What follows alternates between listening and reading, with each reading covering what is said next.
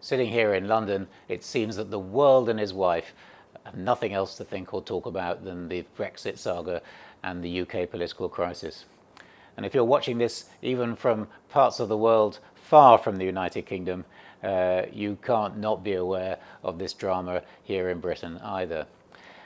But here at TS Lombard, we'd like to raise your sights a little above the short-term blow by blow. Look at what will happen in the Brexit saga for the next 3 to 4 years and draw a couple of investment conclusions from that. So on the outcome and the path to it, you can see our latest decision tree graphic, which sums it up as simply as we can possibly manage.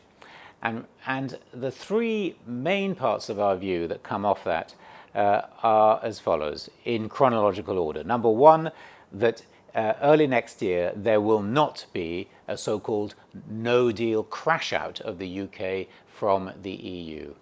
It won't happen even if the draft withdrawal treaty is not ratified by the British Parliament, which is a perfectly likely occurrence. Even then, however, a majority in that same Parliament will prevent the no-deal crash-out. Conclusion number two is that there is a chance next year, in the spring or summer, that the UK will end up remaining in the EU. Not likely, but possible. And the route to that would be through a new referendum. Given that that is a non-zero chance of happening, it would seem that the risks to sterling could tilt towards the upside. And that's the first of our two investment conclusions.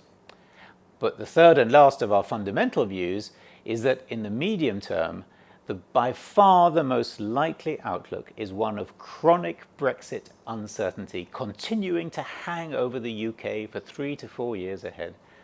And the reason for that is that the withdrawal mechanism that has been agreed involves transition periods which, although the initial transition is supposed to end in December 2020, will have to be extended.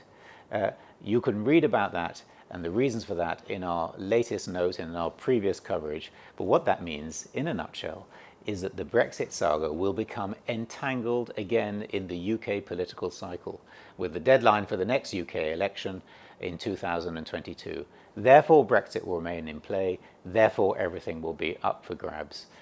Given that chronic uncertainty, sterling will, in this base case, remain under pressure and therefore competitively valued. And that would be good for the UK economy.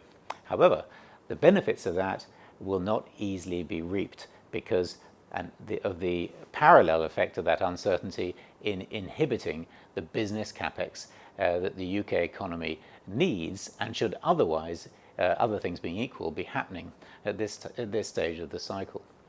So all in all, it's going to be a long saga.